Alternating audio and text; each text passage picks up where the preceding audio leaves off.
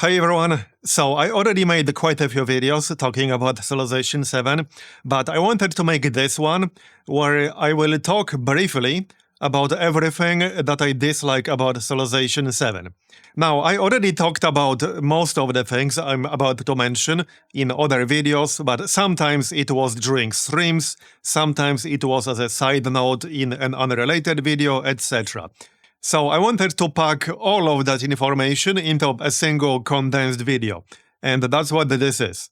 So let's start from something really obvious, the price and the DLCs.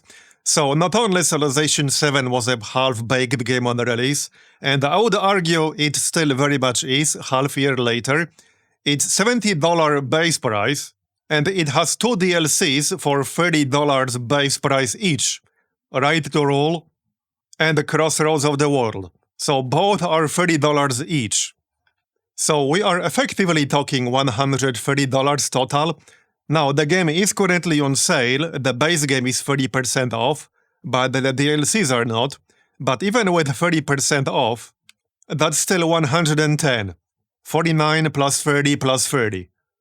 So with that out of the way, let's talk about the actual issues I got with the game, and I will try to make it as brief as possible.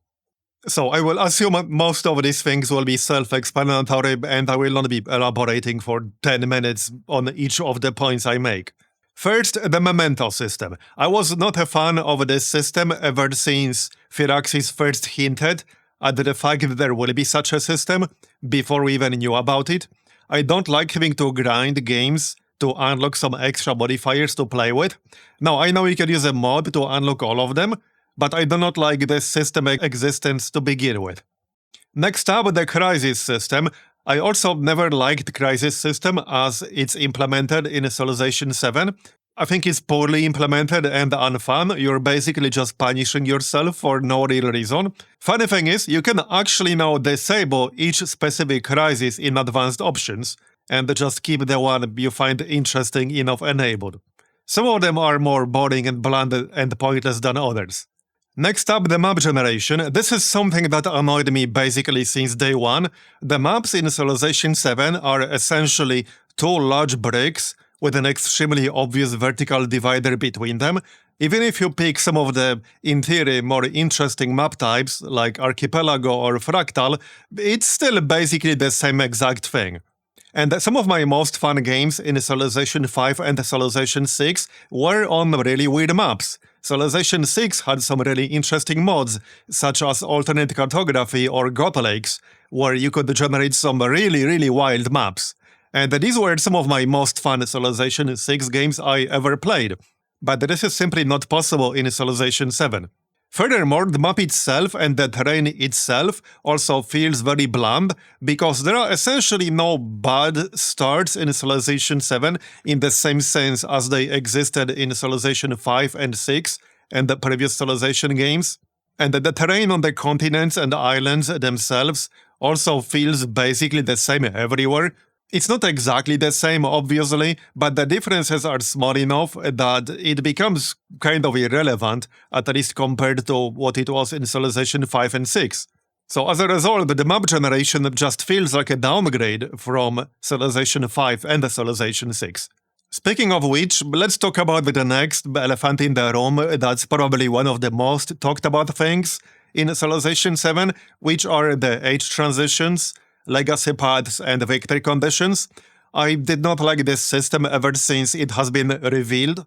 It adds unnecessary amount of friction to the game. A lot of the mechanics related to the age transition are confusing. It also really sucks militarily.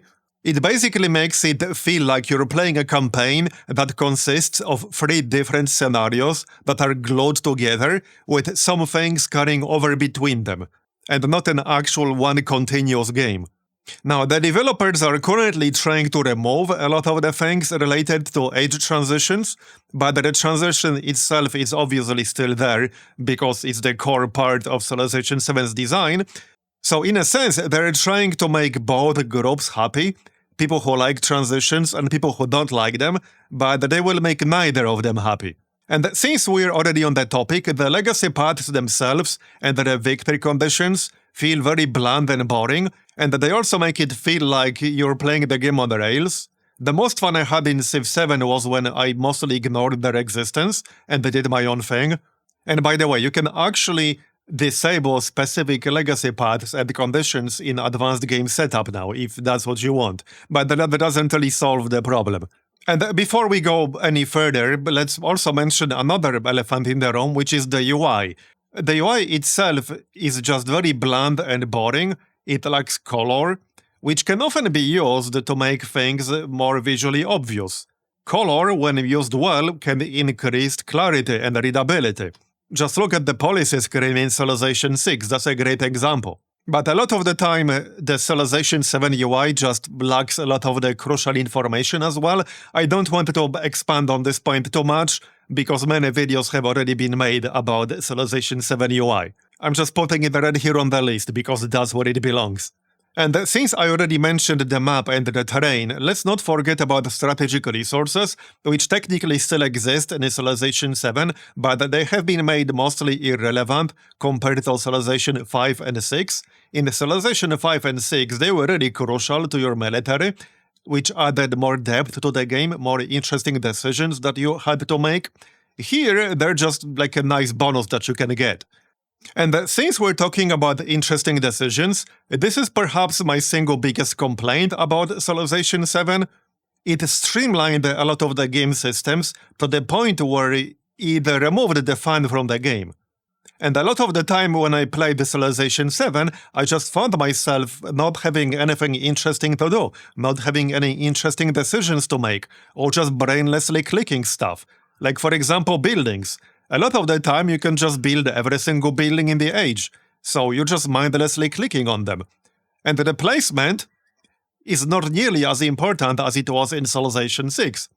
All of us who played Civilization 6 enough know how important district placement was.